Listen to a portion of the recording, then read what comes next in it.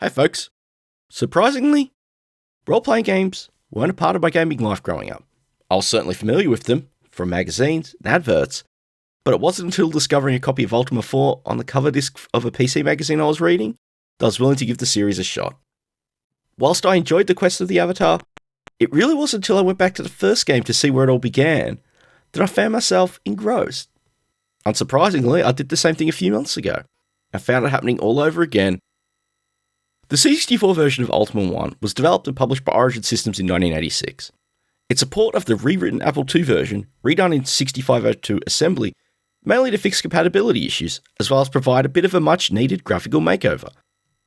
Like other RPGs of the era, the story is quite simple. The land of Sosaria has been under threat of the machinations of the evil wizard Mondane. Defeating him is the key to saving the realm and freeing the people. That sounds relatively straightforward, but as we'll see, things aren't quite so simple on this little quest. Once you've booted the game up and watched the intro, it's time for the RPG staple of creating your character. With Ultima, this involves you allocating points to strength, agility, stamina, charisma, wisdom, and intelligence.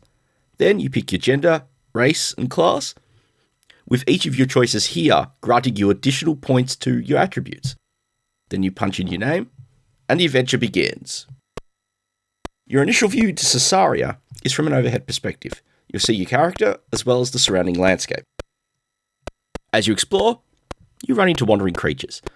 When combat looms, instead of taking you to another view, you'll battle from this view as well. This is a wonderful bit of design. It keeps the exploration flowing, and combat becomes a brisk distraction, instead of taking you away from the main game to engage in this sequence repeatedly. Eventually, you stumble across a castle or a town. Entering these will transition the view into an overhead view of the whole location. Over the original version of Ultima, these now offer multiple layouts, rather than a single town or castle. Towns allow you to grab supplies, range from food, which is your lifeblood, to weapons, armour, and even transportation.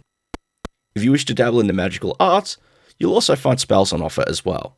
Finally, there's a local bar, and this serves as your main source of information for your quest. Buying a drink or two will get some information out of the barkeep about the wider quest you're involved in. However, if you're running a bit short of gold, you could always try for a 5-finger discount from some of the stores. Sometimes it works, and other times, well, it's time to make haste as the guards give chase for your crimes. But thankfully, if you escape and re-enter the town, all's forgiven. The wonders of 8-bit computing in action. As for the castles, those offer access to the rulers of Sosaria's continents. Whilst there's other things which come into play later on, for now, there's 2 reasons you'll be visiting. The first is offering gold for hit points. Seriously. For most RPGs, hit points are associated with your current level, your experience, level up, and get more hit points. Here though, your hit points are disconnected from your level just by offering the king gold, and you'll have a truckload of hit points. Come endgame, you will need lots of them. As for the second reason, it's to offer your services. The first type of quests will have you searching the world for a certain location. It might sound like it's a formula for a lengthy searching quest, but the world map isn't that large. And with this edition, you actually do get paper maps in the box. Now, these locations aren't random, but they're the locations of special shrines that will result in your attributes being boosted, except for your strength, which is boosted once you complete the quest and return to the king. Now, this is another eccentricity compared to other RPGs. Like with your hit points, your attributes don't get boosted through leveling up, but through finding these sites. Thus, there's a grind, but it's more about repeatedly visiting these locations over fighting creatures. And the other type of quests? Things are a little more interesting here, as you'll be asked to delve into the dungeons and hunt down one of the monsters wandering within. They may not be threatening at first, but later quests will have you delving even deeper into the dungeons to locate even more dangerous beasts within. Entering the dungeons makes for a change of perspective, as the gameplay leaves the overhead wandering behind to be replaced with first-person perspective dungeon crawl. Along with this comes a whole new set of enemies, offering greater threats compared to those found on the surface. You've got armor-dissolving gelatinous cubes, food-stealing gremlins, and finally the dangerous Balrons. Dungeon exploration may be more hazardous than the surface, but the rewards are far more lucrative. You'll earn more experience because you're fighting more often, but there are also chests and coffins which you'll encounter offering more gold as well. Most importantly though, successfully making it out of a dungeon will reward you with additional hit points and gold based on how many monsters you defeat.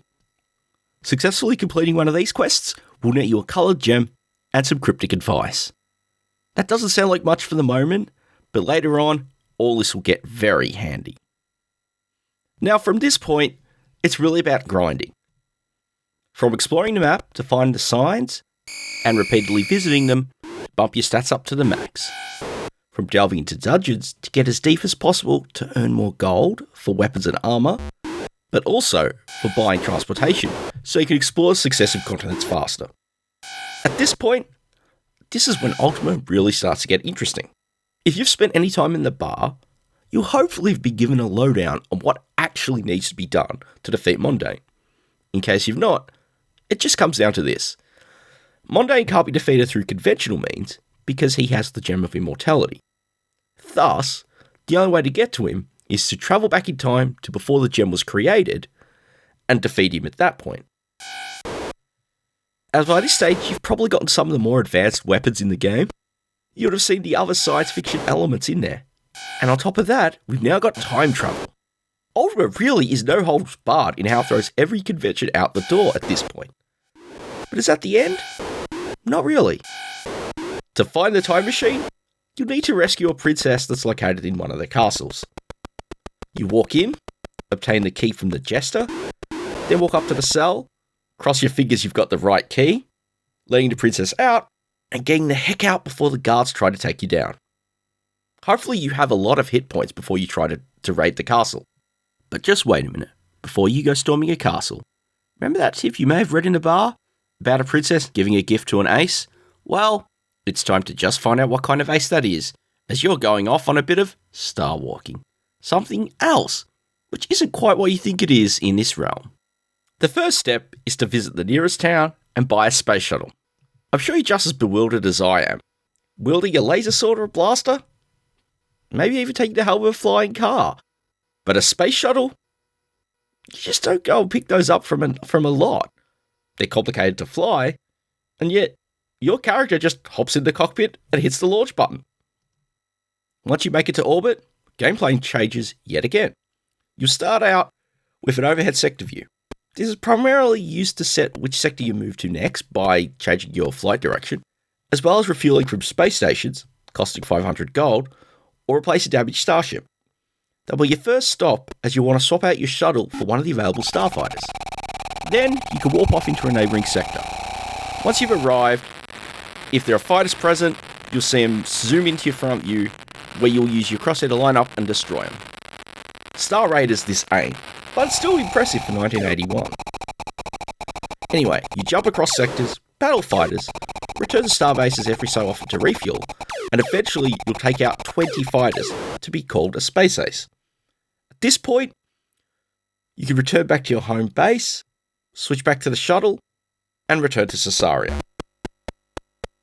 What's next? Well, now you've got to rescue the princess, and as a reward for getting her out, she'll now reveal the location of a time machine, with which you'll take over to travel back to Mondain. As for powering it, that's where the 4 gems you got from doing the dungeon quests come into play. Now, when the smoke clears, and you've arrived back in Mondain's chamber, it's time for the final battle, which feels more like a battle of attrition. Your first goal here is to get to the Gem of Immortality and use the get command to destroy it. With that gone, Mondain can actually be defeated. He'll attack with a number of magical attacks, some of which drain your stats, while the others will just inflict plenty of damage. However, once you've dealt plenty of damage to Mondain, he'll transform into a bat and start flying about his chambers. It's not long now until you can deliver the final blow and end his reign. But with that, what's your reward? Nothing more than a basic scrolling message. It ain't the most fantastic reward for completing a game, but regardless, it's a job well done. Ultimately, Pardon the pun, Ultima isn't really a complex role-playing game, nor is it a really long one to play through. But you know something? I found it compelling when I first played it in the 90s, and even now, I still find it just as compelling to dive into. Exploring Sosaria, grinding your way up, exploring dungeons, and yes, even heading into outer space. Unlike many early titles, it doesn't really outstay its welcome. The main quest is completable in a decent amount of time, unlike more modern games, where the playtime extends into hundreds of hours. But more importantly, I call it a symbol. It's a symbol of how the diverse, if geeky, interests of an auteur designer can create a pioneering game in a genre, yet even after all this time, 35 years later, it's still oddly fresh amongst the many titles in that genre which have followed suit. I don't feel Ultima is a game you need to play often, but it's one I think you need to experience at least once if you're an RPG fan. And if you're not, maybe it will convert you like it did me. And with that, thanks for watching, I hope you enjoyed this review, and I'll catch you next time.